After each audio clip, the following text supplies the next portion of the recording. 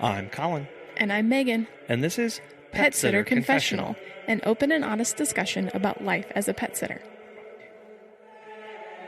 Hey guys, welcome to another episode. Today we're doing a kitchen confessions.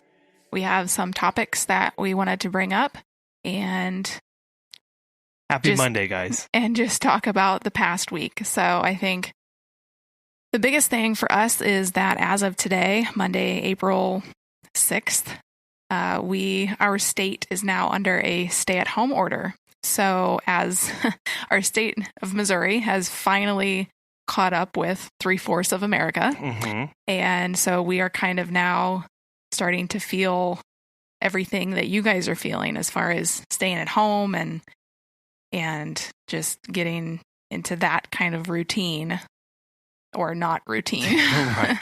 Right. It's been, Meghan and I have talked about this before, of just how weird it has been being in the middle of the country and being in Missouri, one of the last holdouts as far as states to not issue a statewide shelter in place, stay-at-home order, and watching everything around us change and watching it slowly creep in over time. And what that's been like, watching it kind of a slow motion. It's been very unsettling, I think. Yeah. So we are in a stay-at-home order until the end of the month, and we'll see how this goes. So we are all in this together. Yeah. On that note, I wanted to take a moment to discuss some things as far as emotional and mental resiliency. I kind of had a moment recently where I called my dad, and I call my dad a lot. I've been calling him a lot more recently. And I called him the other day, and I just wanted to hear his voice and talk to him because everything was just really starting to weigh on me. And I noticed that I wasn't handling it very well. And I just wanted my dad to tell me that everything was going to be okay. I know that sounds kind of silly as a 30-year-old man with a wife and 2 kids. I needed somebody to tell me that everything was going to be okay. And because of how scary everything is and the unknowns.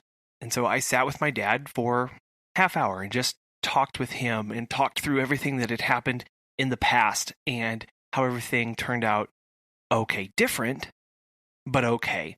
And I really needed that this week from my dad. And so I don't know if you have somebody in your life that can tell you that or that has told you that.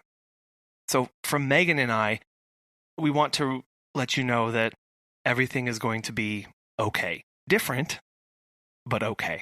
Sometimes when we are trying to process everything that's going on, we can feel conflicting or confusing emotions where we don't really know what to feel at any given moment. And that can be unsettling on top of everything else that is going on. This is this confusing emotions conflict. So I want to challenge you, and this is something that I practiced this past week, and I'm going to continue to do, is that when you have those moments where you are confused about what to feel or what exactly you're feeling, listen, watch, or read something that you know will bring out a certain feeling. I think we all have those songs that we know will immediately make us cry, or those movies that will make us laugh, or maybe you have a favorite book or story that we'll read that'll make your blood boil. So for me, I have my happy songs, and this is just a general band. It's a local band here from the Ozarks called Big Smith. I love every single one of their albums and every single one of their songs. I used to go see them live when they were still together, and there just brings back a lot of memories. When I want to feel happy or want that to elicit that emotion, I know I can go listen to those songs. If I want to laugh, and I think this is very apropos for us, it's a movie called Best in Show. It's a mockumentary about dog shows, and I'll just leave it at that. But I have never... Sounds interesting. I have never not watched that and not laughed. So I was curious, Meghan, do you have anything that you like to listen to or watch to elicit a particular that you know will make you cry or make you happy or make you sad or mad? Well, growing up in the 90s, as I'm sure some of you did as well, basically most TV shows from the 90s or most movies from the 90s will elicit that nostalgia feeling. So right now, I'm working my way through the TV show Mad About You. It was a sitcom in the 90s. And so I had never watched it really before, just a couple episodes here and there, but having that nostalgia of like, oh, when I was a little girl, I saw this on TV. And so it makes me feel good. In those moments, again, where you're feeling confused about what to feel or how to process that, that's one way, that's one tool to hone in on one particular feeling and one particular emotion and get you through that. We had a question come in that somebody had wanted us to talk about fostering a little bit. So many shelters and rescue groups right now are really overcrowded, and they're asking for fosters during this time. And if you are interested in that or wanting to do that, I think that's a great, noble thing. We are all familiar with taking care of dogs. That's what we do. But being a foster mom or dad can be a different kind of scenario. So before you agree to foster, there's a lot of things to consider, because it's not just about taking, a new client into your home. It's kind of a different thing. So you want to ask a lot of questions beforehand to the shelter or the rescue group. So like, how did the dog come to be at the shelter? If the pet has any medical concerns, behavioral concerns, that's really something important to know. And basically all the normal questions that you would ask a client at a meet and greet. Is the dog house trained? Does it get along with other dogs? Is it up to date on vaccines? And the shelter or rescue group may not have all the answers to these questions, but getting the most knowledge about the pet as you can before agreeing to foster, so that you know the situation that you're getting into. Also, if you have never fostered before, knowing what all of the process entails and all of the paperwork that they need from you. I think another important question is asking how long you would be fostering. So would it be until the pup finds a new home, or until the shelter is less crowded? That's something important to know. Also, who pays for the food and any medical bills that could arise. So a lot of times the shelter will pay for that, but in these uncertain times, you want to know for sure. And I'm sure it's outlined in the contract that you would sign, but just knowing that ahead of time, so that in case anything were to happen to the pet, that you would not be liable, or if you're okay with those bills, that you know that ahead of time. Will you be required to bring the pet to adoption events? Those may not be happening right now because of gatherings. Knowing when and where you need to be bringing the pet is important. And then I think most crucial of all is what happens if you can no longer care for the pet. These times are very uncertain, and fostering is a very kind and noble thing to do. But you may not be able, but there may come a scenario where you're not able to care for the pet anymore, and knowing what you need to do with the pet during that time. Also, preparing your home for the foster. Most of us have extra supplies on hand, leashes, bowls, crates, but considering how your home may need to be different to care for an extra 4 legs for the long term. If you have other pets in your home, introducing them slowly to the new pet, just like you would introducing a new client to your home, but really expecting the unexpected. Remember that these pets may be scared. They've been shuffled to and from places, and most likely they don't understand what's going on. So treat them with kindness and love, as I'm sure you do all of your clients. And this is a really good way to deal with some of the anxieties and separation anxieties that we are all dealing with for missing being around pets and animals. It's also, as Meghan mentioned, a really great way to help them out right now in such uncertain times of how much longer a lot of these things will go on, and whether people will be able to come and see the pets and adopt those pets. So if you're in a position where that works for you and you want to do that and it just fits with where you are right now, I can't think of a better thing to do for pets when a lot of us are unable to care for as a business. Right. It's a win-win. You get to help the shelter, and you get to fulfill that desire of longing for lots of fur and cuddles. There was a meme going around recently that said something like, if you don't exit this time if you haven't learned something new, expanded your knowledge, or done something productive with your time, it wasn't that you didn't have the time, it was that you aren't motivated. And all of us are talking about how we can be using this time appropriately. Yeah, I mean, we talked about in a previous episode how we're, don't waste this time, be productive, and we listed off things you could be doing with this time, online courses and all of that. I guess at this point, I want to take a little step back and state that if you are not in a good place emotionally, mentally, physically, or spiritually, being told to be more productive and doing more it doesn't help, right? And True. So if you are at that point and you see these things around you that you are not being productive, so you must be lazy or these other things, know that that's not the case. That first and foremost, you have to make sure that you are okay in every aspect. Right, like the oxygen mask thing. Yeah, Meghan talked about that. You have to take care of yourself first. But I see both sides of it. So I see your point, but I also see like if ever there was a time to be marketing your business and keeping up with social media and doing all that, it's now when everybody is stuck in their homes just looking at their phones all day.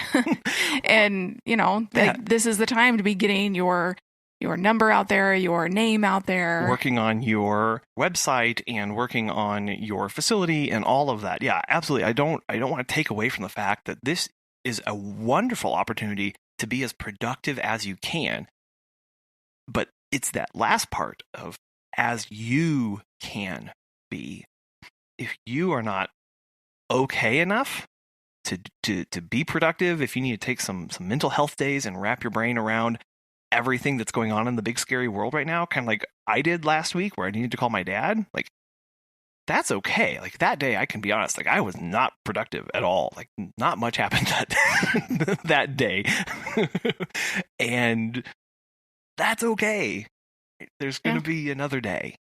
And so I don't want the idea of being productive to turn into this toxic idea that those who are being productive are somehow superior or better than those who didn't do anything today or yesterday. Like we don't need to go there as a society or as pet sitters and pet care providers when we are trying to help other people and listening to their stories. That if our first reaction is to be, oh, that person didn't work on their website at all. I worked on my website and I worked on my mailing list and I did all this stuff and I got this certified. Like, that's okay. Those are all good things. I don't want them to be held over somebody's head because they were really struggling emotionally through this. Or maybe they started out strong and then as the deadlines got extended and shelter in place was extended by week and week and week and week, like that, at some point, just make sure that you're okay. Staying at home and being mentally resolved is enough work. Yeah, it's true. For a lot of people. To then add on okay, and now you've got to be as productive or more productive than you've ever been in your entire life when there's a global pandemic and a world melting down around you. I just want to caution against that and make sure that we're okay first, that you guys out there listening are okay first before you send out your first email or before you start taking a crack at your website, that you have emotionally been able to deal with everything going on. Because it's a lot. It is. It is an awful lot to work through, and especially on the changing every day, every hour, news stories on the global scale, but putting the phone down. Mm-hmm. So this comes into the making sure you're okay emotionally, setting up some barriers that we talked about last week, putting those in place go a long way to these little steps. It's not big, massive steps at any given point. It's little steps, day in, day out, to get you to where you need to be. But the key is where you need to be, not where you are compared to somebody else or where somebody else is. It's where you need to be. I don't know if you need absolution or whatever right now, but if at the end of this, all you have done is maintain your sanity and emotional health, I want to say congratulations. And that was a job well done and a battle well fought. If you were able, or if you did more, congratulations. Battle well won, war well fought. I know this episode is not very heavy on the how-tos or what to do as a business or things along that line. It's more about taking care of yourself personally. And where Meghan and I are right now with all the news changing and our lockdown in place, we read to our kids all the time. And one of their favorite stories is by Dr. Seuss.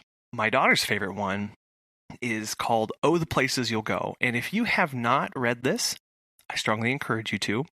And so I wanted to pull a few highlights from that as a word of encouragement to us all in these kind of dark, scary times as they continue to drag on and we don't always see the end.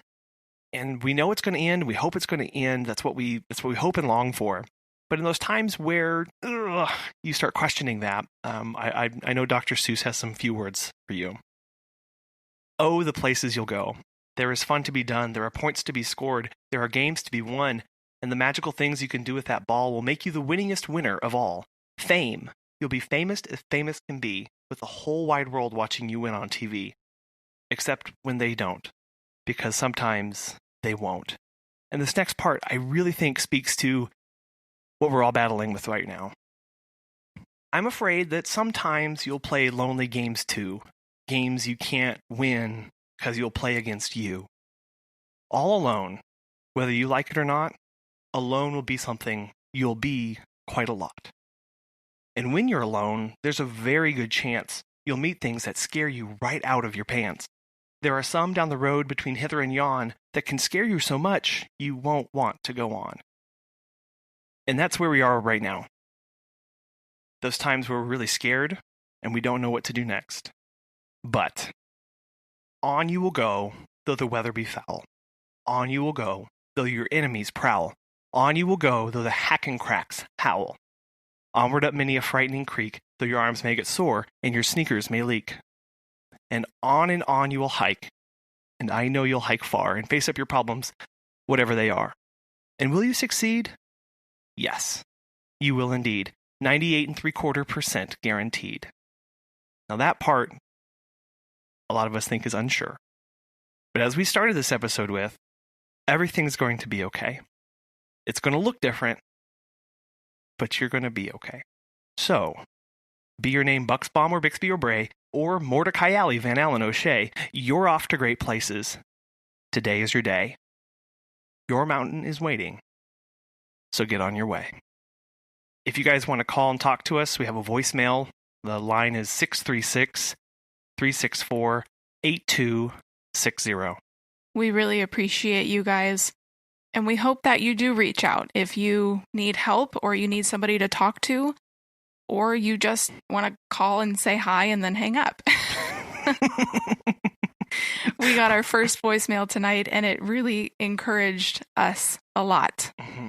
It felt very good to hear that other sitters like you are out there dealing with the same things, dealing with the uncertainties, but knowing that there's somebody at the other end of the line, and as caregivers and helpers and all of that, there is a community. There are people out there that are concerned about you and want to make sure that you are doing okay too.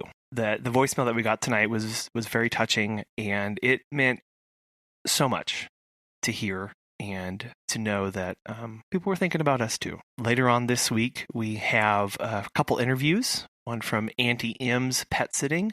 Talks about her story getting started and what she's learned and some of the things that she struggled with along the way. It's very encouraging to hear from her, and I hope you guys will get a lot out of that too. So please continue to join us for multiple episodes every week. And if you would like to join our Facebook group, it's Sitter Confessionals. We are also on Instagram and Facebook, and you can call us with your voicemail if you would like. Mm-hmm. Talk to you guys soon.